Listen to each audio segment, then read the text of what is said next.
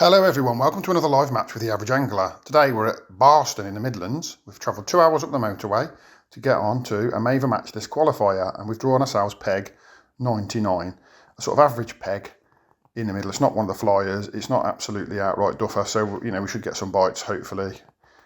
Even if we can't win for the fish for the overall, we could have a look for the section win today. So what are we going to set up? On the left rod there, that's my long range feeder rod. He's going to have a big hybrid feeder on him. The second rod in from the left is a shorter range 9-foot feeder rod.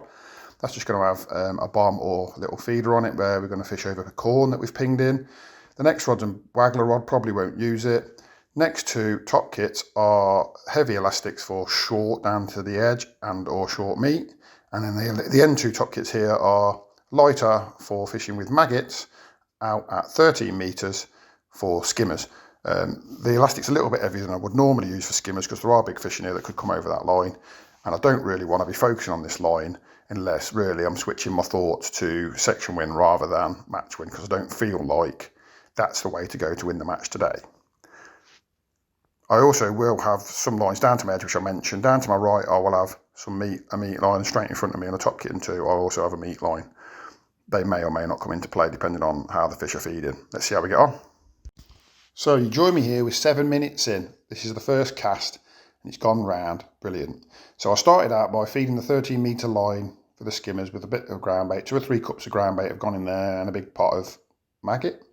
And then I've loaded up my hybrid style feeder, my Preston one, pink wafter, and I've thrown it what I'd call a comfortable distance. I haven't tried to hammer it. This is a 12.5-foot Ascension rod. It's quite stiff. It's designed for chucking distance, so a nice smooth decent cast with this is going to be a good distance to start me off, and then I've given myself somewhere to go later if I need to go longer or whatever. So I'm really happy with the start. This feels like a nice carp to start me off. This is like a 80-gram rod, so sometimes you have to do big chucks here. So what I've done is I've started with a comfortable throw with this rod with a 45-gram feeder on. Not pushed myself, I've just done a nice smooth cast. The lens on this camera does make the rod look a bit more bent over than it actually is at times. So don't think that this rod's got some sort of tremendous action from nowhere. It is a stiff rod. It's designed to be a stiff rod, sort of 3/4 of the length. It starts to stiffen up for casting. It's just a bit tippy, and that's exactly how it's designed to be, and exactly what I wanted when I bought this rod. Maybe I'll do a review of this rod in a later video.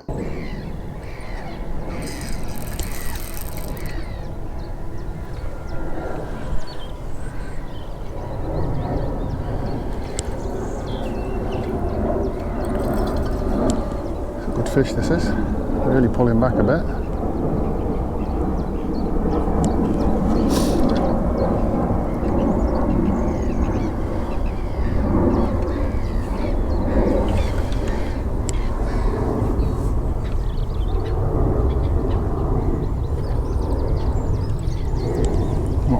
If you're not rushing, it's my first fish.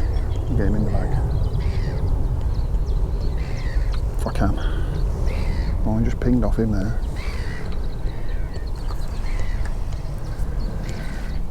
It's a massive fish in Barston. I don't think it's one of the absolute units, but I do think it's a good fish. You should never be sure.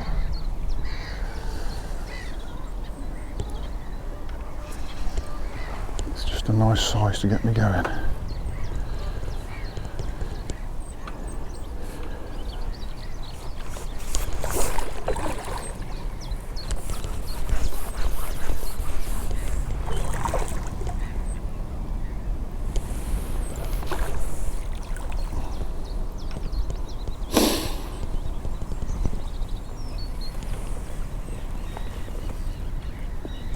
Got the clutch set, so he should be able to take some line if he wants to. He's took line a couple of times, so I ain't got to stress myself if he runs, just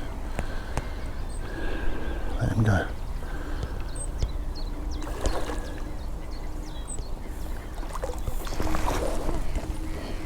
He's in, we got one. First cast of this long distance rod of mine. It's in.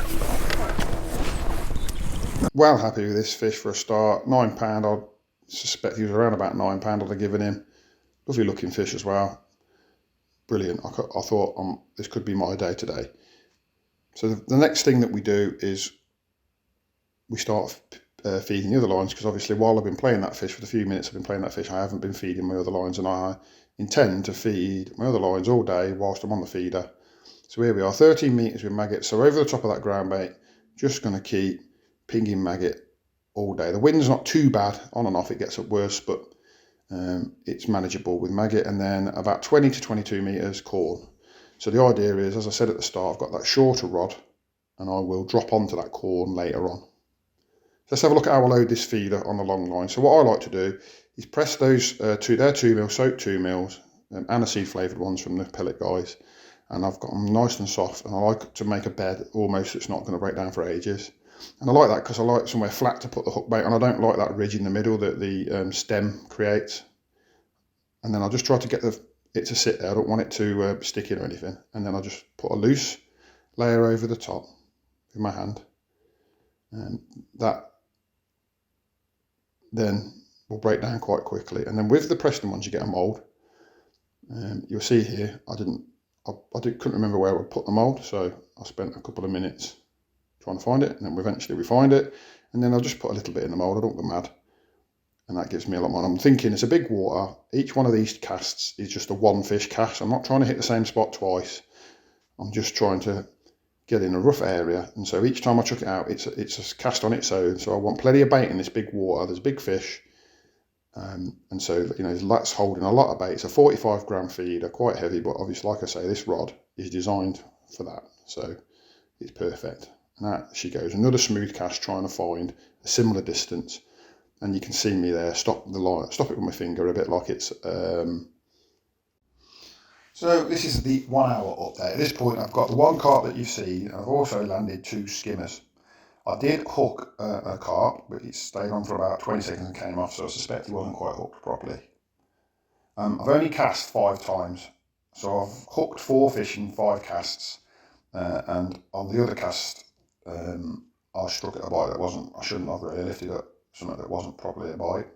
So this is now my 6th cast in the first hour, so I haven't been casting quickly, and this is all that I've done other than pinging bait, which I've done while I'm fishing this. So you can see that, that averages out at 10-minute chucks, but some chucks were longer, some chucks were shorter, depending on when I got the takes. And it's just a patience game, like I said. I'm just looking to catch 1 fish at a time. There we go, the tip's gone round. I'm optimistic that I've got something on, but I can't remember if this is either a skimmer or nothing at all. It may be nothing at all, looking the way that I'm cranking in. So what I've decided to do, this fish, there's no fish on. I think I had a skimmer on and he fell off.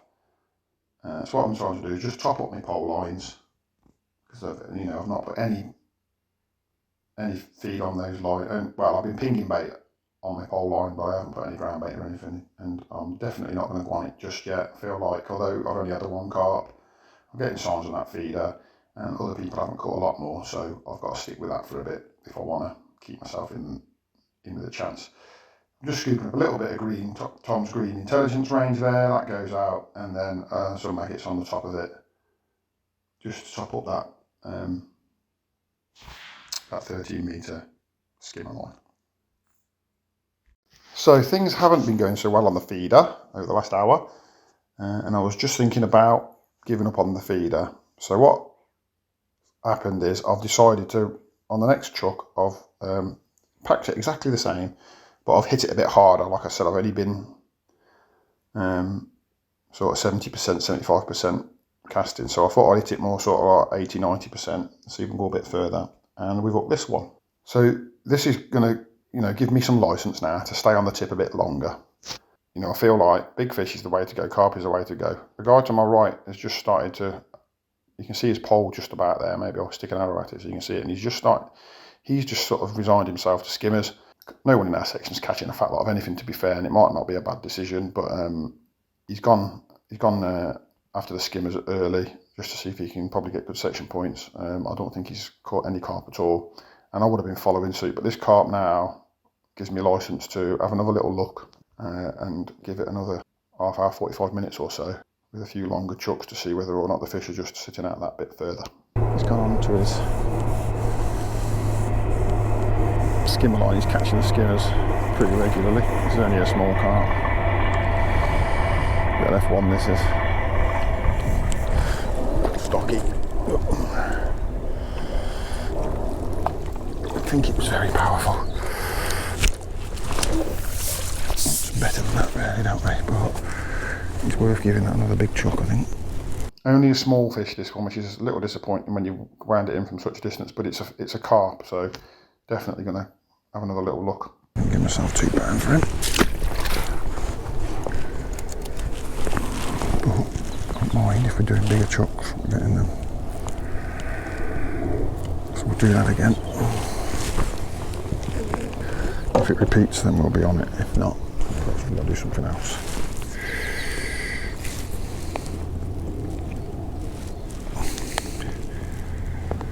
Got to try and focus on doing what's going to catch me the biggest weight at what I never give him weight. I'm tempted to drop onto where I've been pinging the corn as well, because that's like I've already said, those skimmers are in the back of my mind. We all know how much I like to sit and catch fish and get bites if I can, and I know I can sit there and have a good day's fishing and get bites. But I haven't travelled 2 hours to get bites. I can get bites on my doorstep.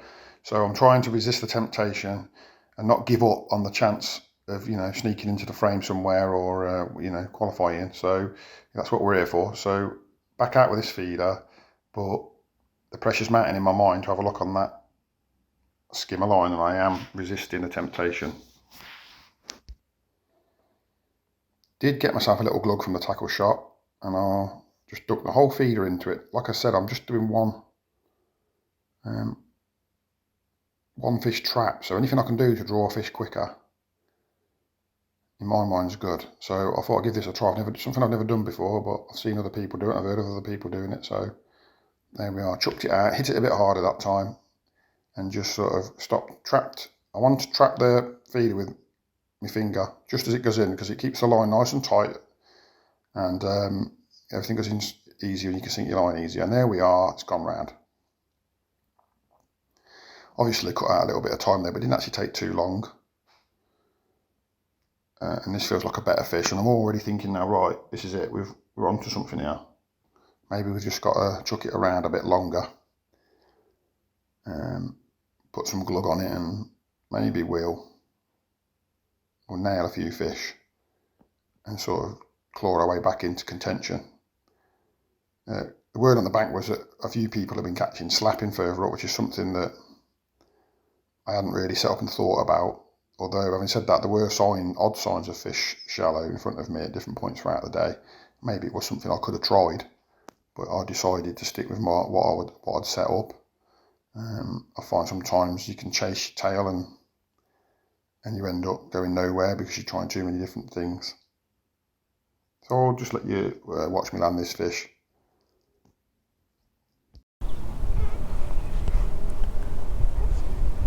Oh, I thought I'd lost him. I think he just pinged off something. Absolutely fizzing its head off my skimmer line, there's that there. Loads of skimmers on it.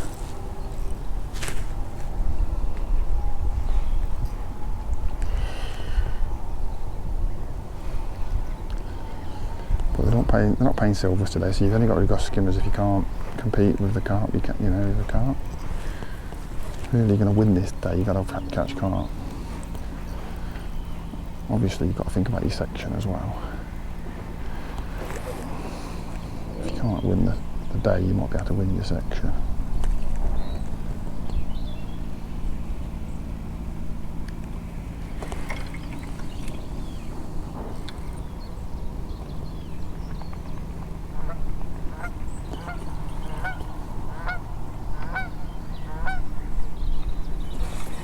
Is it a better fish? It's got a bit closer, it feels a little bit less like a big fish and more like a wiry little thing.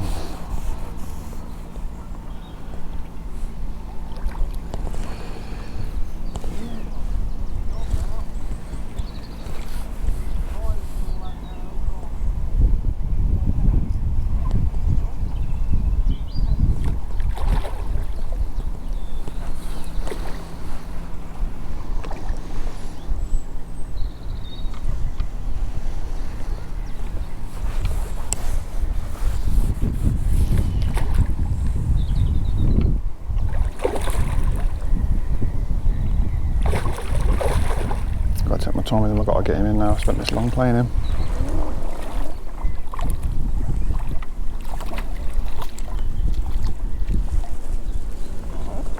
He's in.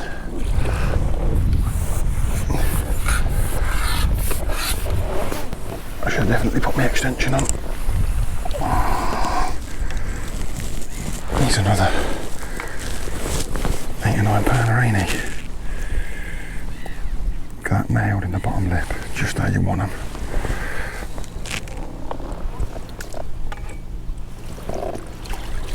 So we've got 2 hours to go now, and as you can see, the pole's out. No one in the area is really catching any carp. The guys to my left ain't really catching any carp anymore. They had a couple early like me, and then they struggled. The guy to my right gave up on the carp really early because he weren't catching any.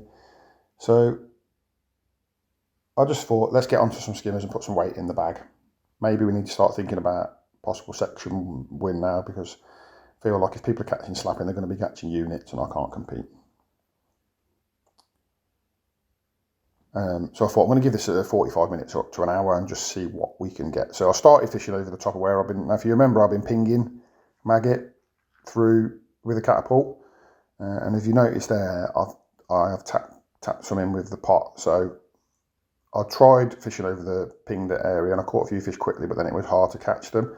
And I felt like there was a lot of fish there. I could see there was a lot of fish there, but perhaps they were too spread, or they weren't homing in on the hook bait enough. So I switched up to like a double maggot to try and make it more visible, and I put a little kinder pot on and just started tapping maggots in on a very tight line, so that I could try and tighten the fish up a little bit.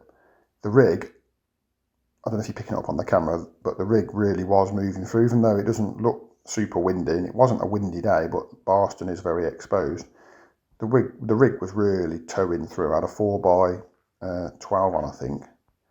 And I think I swapped over. I've got 2 rigs up on the day, and I swapped over to my 4x14s, which was my slightly heavier one, but it's still just ripped through. But it didn't seem to matter. They would have it. And in the end, I had to sort of work out where the fish were. So with this tow, obviously, as I've said before in my other videos, they end up down the peg from where you're feeding. And once you work out where they are, you can just drop the rig in there. So it was a case of feeding at the top of the swim and then dropping the rig in where the bites will come in. And then I would start to catch a few.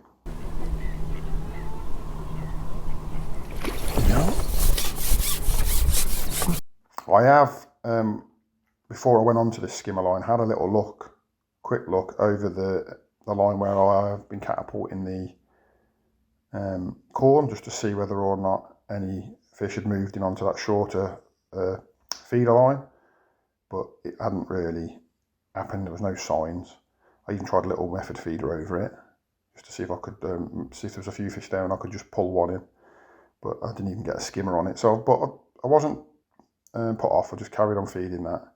Felt like a lot of people probably wouldn't feed that line, but they were probably feeding it with pellets, and I felt like I could just be more aggressive with corn, because everything's going to eat it, and the skimmers will clear it up, and I just feel like I'll just keep banging bait in, and it's never going to build up in my swim, and even if it does, the carp ain't going to fill up on it. There I am, here again, look, just pinging some corn in, keeping that swim going. But I've stopped at this point pinging maggots, because I'm using that toss pot. So I was looking at this for a while, just trying to work out how to get faster and faster, you can get the bites faster and catch the fish faster, because obviously they're not big fish as you've seen, but they are thick and fast at times, and I feel like a mistake I made is fishing 13 metres. Should have probably come back to 10 as a start point. I feel like I would have still caught them there. The depth wasn't that much different, and these fish were quite ravenous. That would have saved me a bit of time. That would have been nice. And maybe I should have tried to bring them back as the match went on a little bit, but I didn't.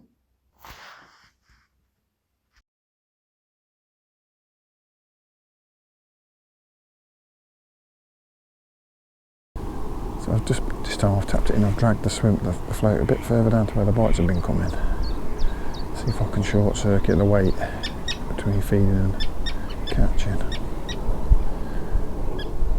Get a couple of indications there. We are. If I can short circuit it. Nice.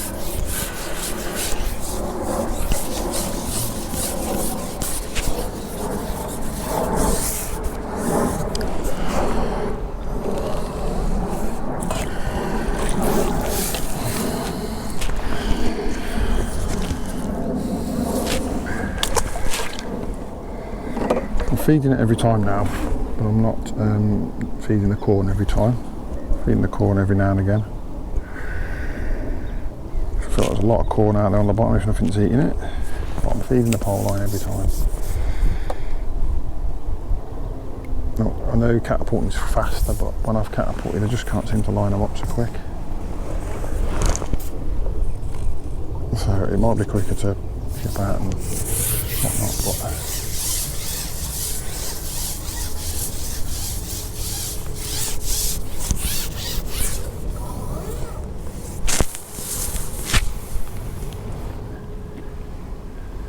doesn't necessarily mean it's quicker to catch a fish, to actually land a fish, because definitely catching them quicker doing it this way.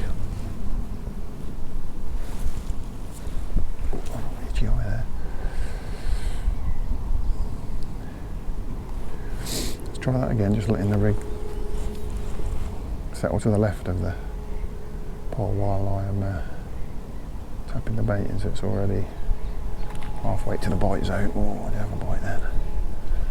Missed him. Let's try again.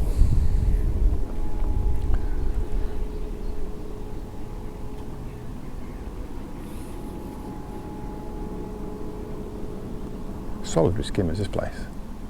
Carpety with them. Lovely bite that was.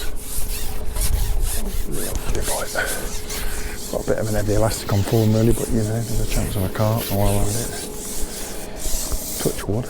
I've lost one skimmer so far. I don't believe that was due to my elastic. I just think he ran up properly. So, just keeping at it.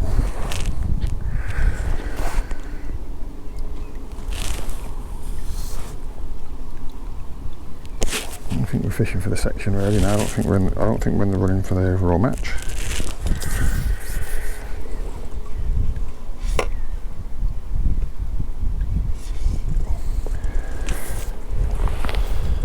So it'll be about decisions in a minute, in the next hour, as to whether we come off these skimmers, look and catch a carp, and if we don't catch them, it could cost us. And if we don't come off them, then somebody else catches them, that could cost us. And that is match fishing in a nutshell.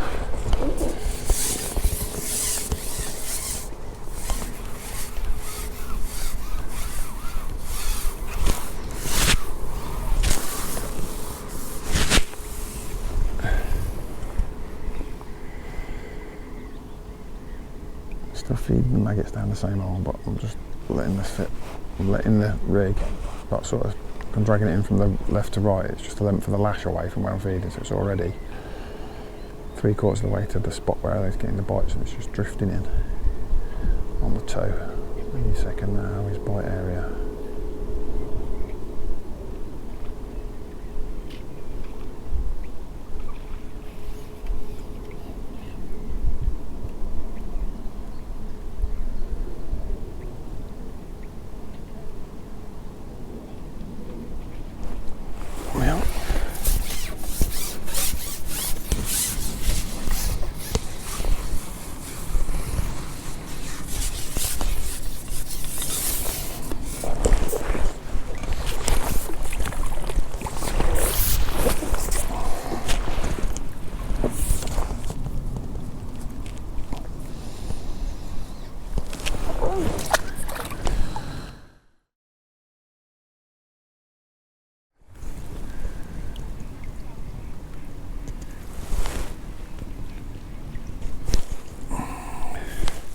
Very busy little footpath here at Barston.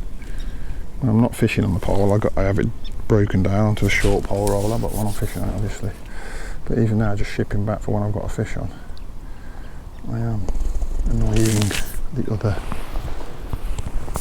footpath users.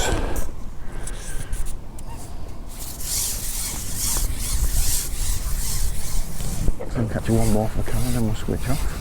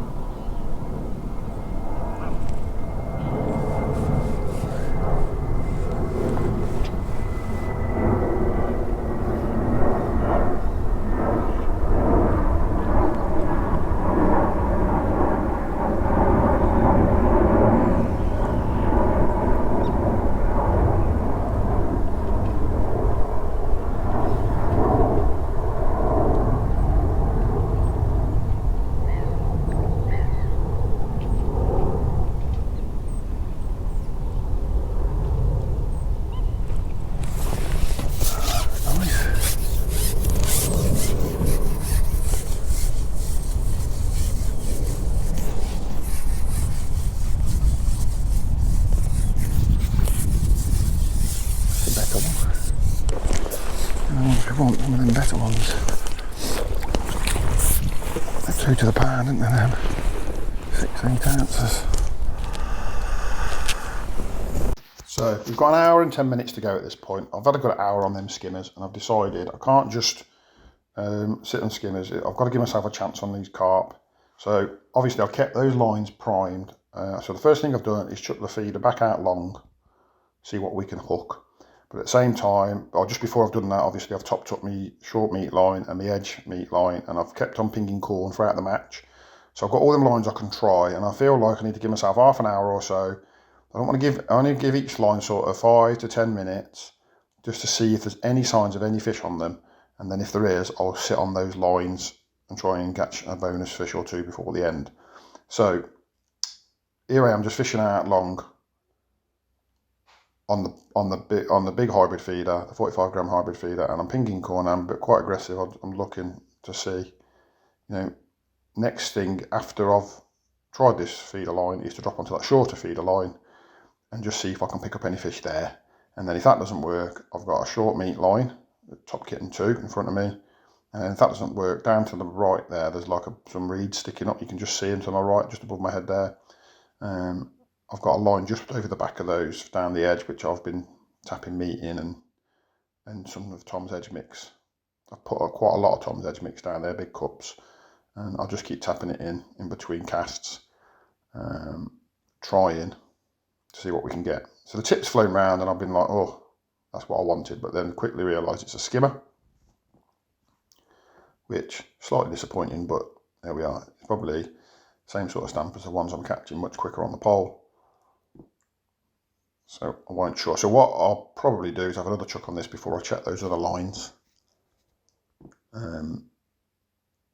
Because obviously that hasn't been in very long, and just give it another chance to let it even harder this time and just go into some fresh water and just see if we can find a fish that perhaps we haven't had because we haven't been fishing long enough.